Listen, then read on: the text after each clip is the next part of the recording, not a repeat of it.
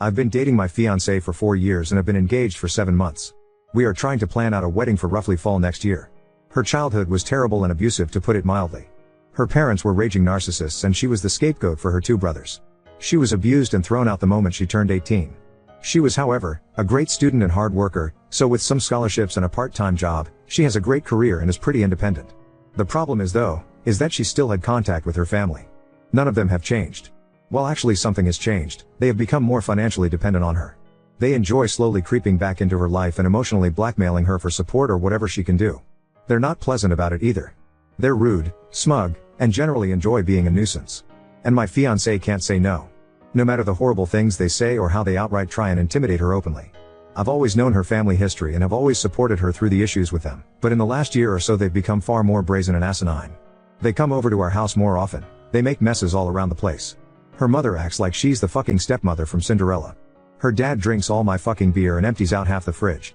Her brothers stop by occasionally to act as mouthpieces for their parents. They practically trash the place and leave us to clean the mess. And where is my fiancé in all this? Quietly standing in the corner, practically shaking. I'm no fool here, there is legitimate trauma. There's her need to feel loved by them and her hoping they will appreciate her. Before one of you noble commenters states the obvious, she's been in therapy for this for years. I've tried to establish boundaries. For nearly 2 years I've been trying to push these ass clowns away. But this is her house she purchased, and no matter of contributions, financial or otherwise, will she let me have a say on who comes into her house. She's been beaten down mentally and emotionally by them for so long. She has told me recently that she wants to earn their approval. How they were right about her. How she needs to be better for them. I've had too many emotional conversations with tears and begging to count, hoping she will take the steps to get better. But she's an adult. I can't force her to do anything. I love her, but I can't help but feel so resentful of what she's doing.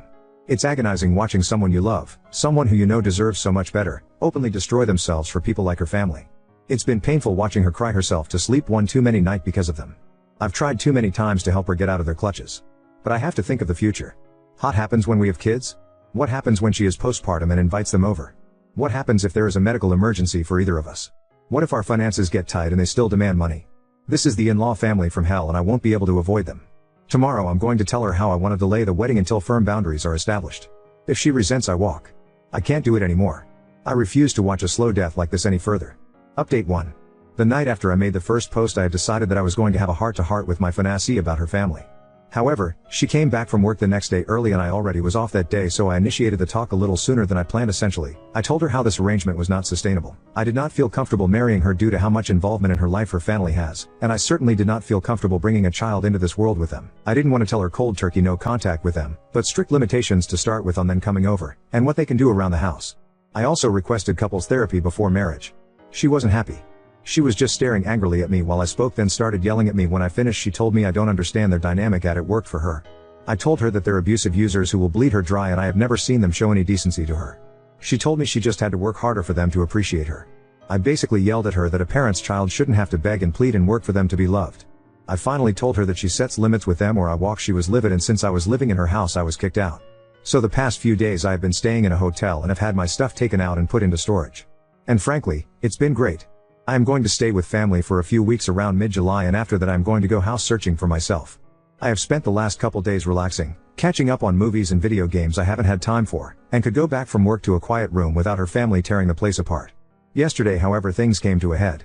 We have basically been no contact since she booted me out, but I know every Saturday her family loves to spend the afternoon over and she uses me as a shield from their abuse.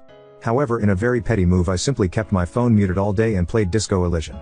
I knew she would call back for help with her family, and at this point pure resentment was kicking in for her and I wanted nothing to do with her issues. By the end of the night she had sent me over a dozen texts and finally 2 frantic voicemails begging me to come home. I decided to come over to check up on her. Long story short, she was sobbing in the living room, and when I came to talk to her she was practically crushing my back, hugging me and sobbing. I gave her time to cool off and asked what happened.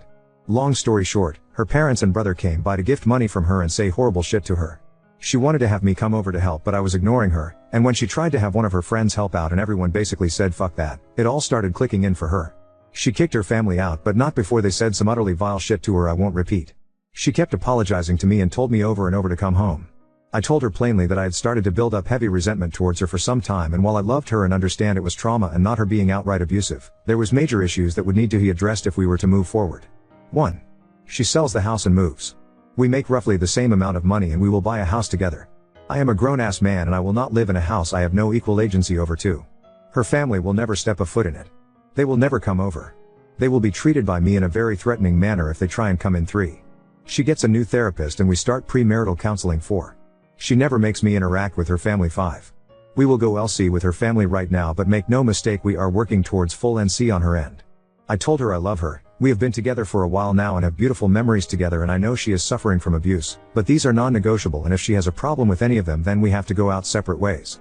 She told me she's realized for a while now that her family is toxic and unhealthy. She wants to make changes. She has accepted, but some of these will take a while to see through. For now I'm going to stay in the hotel until I head back to stay with my family. She is welcome to come over, but I have made it clear her house is not somewhere I want to go. Her and I are both off tomorrow, so we will spend the day here and maybe go out. Update 2. Despite all intentions of not updating until much later with the hopes of an improved relationship with my fiancée and her establishing boundaries with her toxic family, we are now broken up. Essentially what happened was, after last weekend where I left her for the time to deal with them herself, she seemed to finally grasp the situation and was open to changes, including boundaries and a possible move. We spent Monday and Tuesday hanging out in my hotel that I was staying in until I went back to my family for a couple weeks. The other night she was being very vague with texting when she originally was supposed to come over. She came much later than expected and I knew something was up. She basically unloaded on me how I was abusive, controlling, overly demanding, and unsupportive. It took me 5 fucking seconds to figure out she was repeating verbatim some sort of rehearsed speech from her parents. And to be honest, I was so agitated at this point, despite making a huge gamble on her, I decided to be a prick about it. I asked her if her family told her to say this. She said they suggested it to her, but she came up with it herself. Sure. I asked her to explain in detail what I did. She said I was living like a parasite off her. I reminded her that I'm paying 50-50 for her fucking mortgage, 50-50 for utilities and groceries as well. I have my own car I pay for. A job that makes just about as much as hers, unlike her fucking leech parents who demand payments on the weekly and raid the kitchen on the weekends. I told her to try again with something better. She looked flustered and said I was trying to isolate her.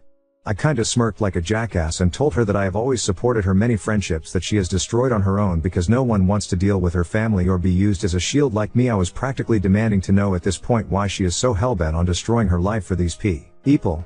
She just kinda shouted that I don't understand her family and she's just trying to earn their love back, and was boshly ranting at that point. It's just so staggering to see up close.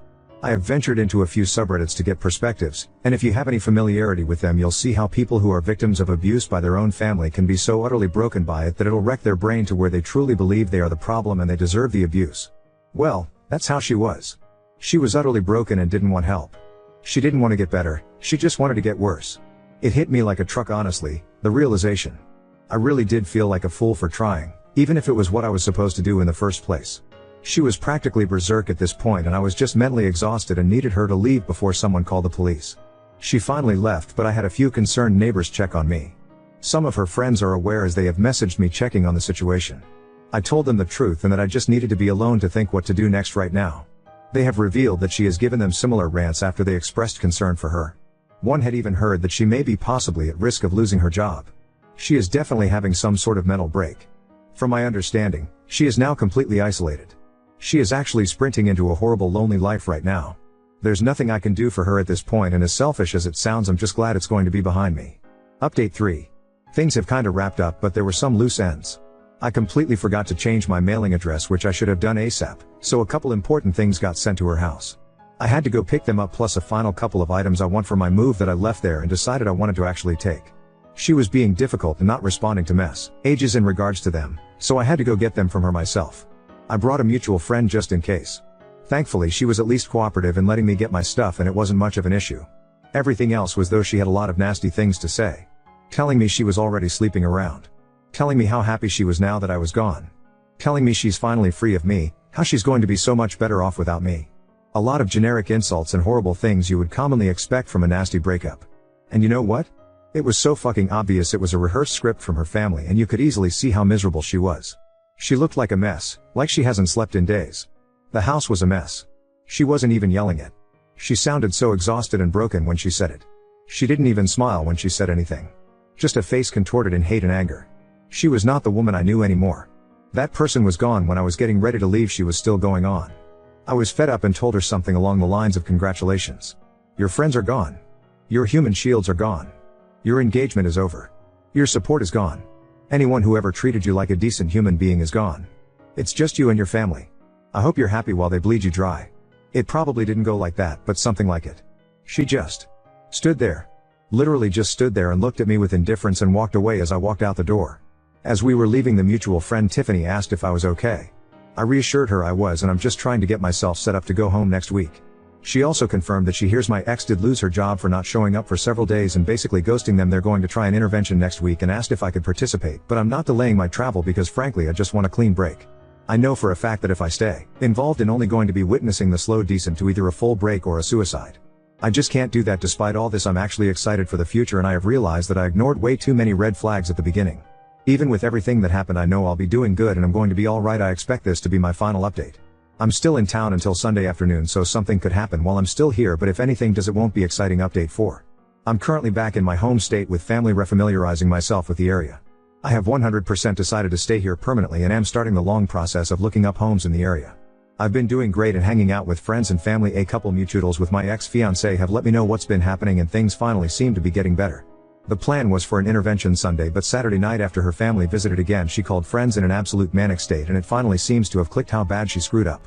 It was a full-blown panic attack and meltdown which ended with her in the ER.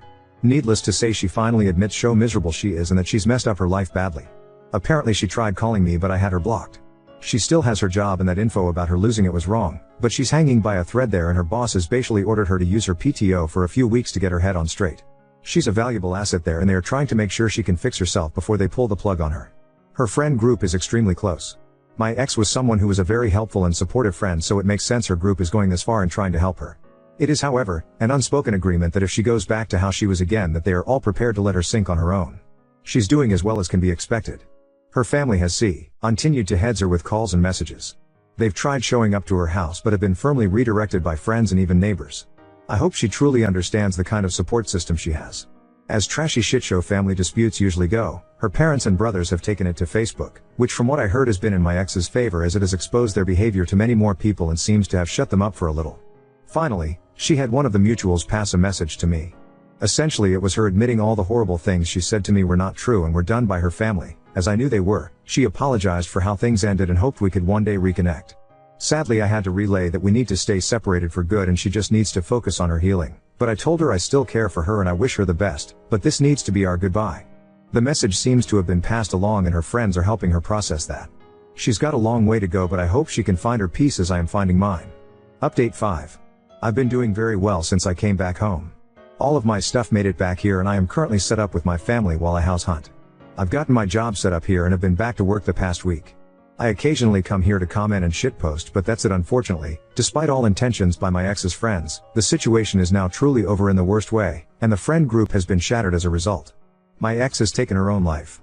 Pretty much everything I'm going to relay I learned last night. Since I left, her friends have been helping her get back on her feet. Pushing her to better therapy, helping establish boundaries with her family, getting her out of the house. They truly went above and beyond. However, Tiffany, the friend who was there helping me the last time I talked face to face to my ex, began to grow suspicious of my ex, and she saw her becoming touchy-feely with her boyfriend Daniel when they hung out at her house. I don't know too many details about when push became shove, but she eventually got a hold of her boyfriend's phone when he was asleep and found very sexual messages between them, and as a fucking giant shocker to me, these dated over 5 months back. Tiffany obviously lost her shit and told everyone. What no one could have expected was the shit show that was to follow.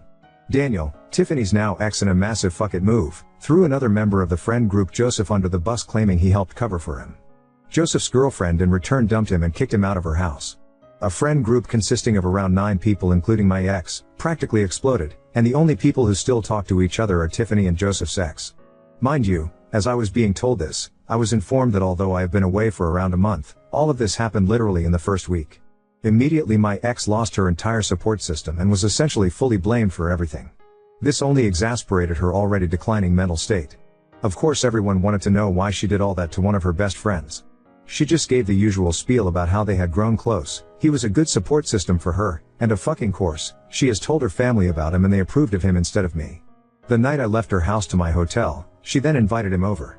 Apparently her endgame was to leave me for him eventually. However, he wouldn't leave Tiffany for her and he utterly loathed hearing about her family, so he obviously wouldn't go for anything more than a secret affair. Truly, I imagined I would be far angrier than I was, but I had already begun to move on. I had done a full health exam recently at my new doctor's office and had gotten a clean bill of health recently, including no STDs, so I didn't have to worry about that, and frankly, it just didn't do any good at this point.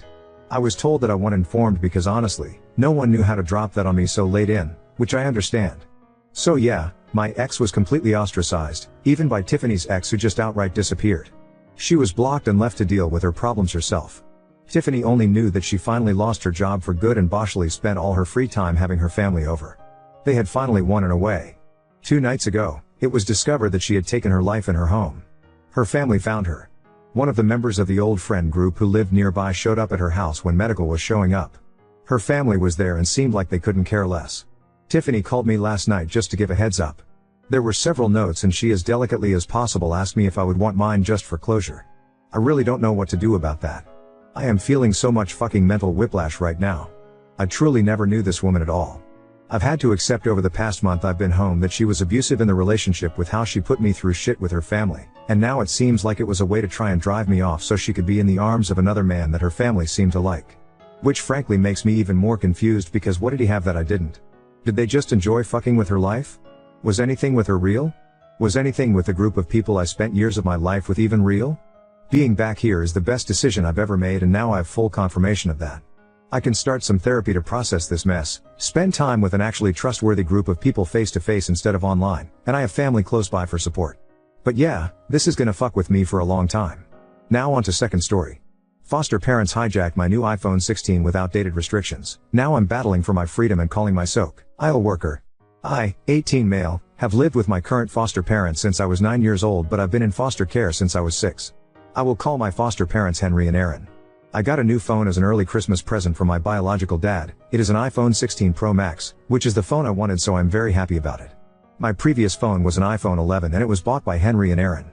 On my old phone Henry and Aaron had set up loads of parental controls on it, so I couldn't download any apps without them approving it. I couldn't turn off share my location. I couldn't change my passcode. It would lock everything except their contacts at 8 p.m. every night until after school, and they had a time limit on YouTube, so I could only watch it for 30 minutes within the time where my phone was unlocked anyway, and I could only go on websites that they approved off. Like there was a list that I could go on and I couldn't go on anything that they didn't manually add to that list.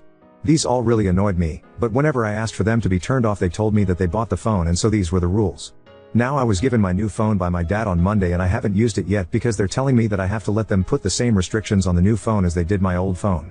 I said no because that isn't fair. I should be allowed to use my phone as my dad says because he paid for it. I said to them that my dad paid for the phone so it was his choice and that he doesn't want me to have those restrictions on. But now they've changed and said it don't matter who bought the phone even though that was their whole point before. Now they're saying that because I'm living with them I have to follow their rules, and the rule for having a phone in this house is that they put restrictions on it. I don't think that is fair at all considering they didn't buy the phone. I don't see how they can do this. Before I got home from school on Monday they took the phone out of the box my dad sent it in and set up all the restrictions, and now I'm trying to figure out a way to take them off. I am thinking about complaining to my social worker because it is not fair that they put these restrictions on my phone even though they didn't pay for it. Update 1. So Henry and Aaron actually took me to McDonald's after school today, the day I am writing this, and they said to me they could tell I was upset with them and asked me to explain my feelings to them. I explained how I felt really frustrated that they told me the parental controls were because they bought the phone, and then when my dad bought me a phone they still put the same restrictions. They said they were sorry they gave that impression and that they could have explained it better. They asked which were the restrictions I had the biggest issue with. I said how I can't text/call anyone unless they approve it, how the phone locks at 8 p.m. I can't use it, and that I only have a 30 minutes on YouTube or TikTok, and that I can't have apps like Snapchat, Discord, Instagram, etc. They said okay. They understood why I was upset and frustrated and said they will discuss with my social worker how they can lighten up the rules while still ensuring I am safe. They said they don't want me having a long time on the phone because they don't think it's good for me, but they said in the meantime they will increase the limit to 1 hour for each/TT and that they will increase the bedtime until 9:30 p.m. I think this is a fair compromise. I said they seemed upset that I got a new phone in general, and they said they weren't upset at me but were upset at the situation. I asked what they meant, and they said that it was something between them and my dad and I didn't need to worry about it. But I asked them to carry on and I had to kind of persuade them to tell me. They had actually bought an iPhone 16 Pro Max for Christmas for me and had told my parents and my social worker that THA had bought it and were going to give it me for Christmas. But my dad bought one before they could give me theirs and they felt upset that their big present had been ruined. But they said that wasn't my fault and they didn't mean to make me feel like they didn't care about what my dad got me.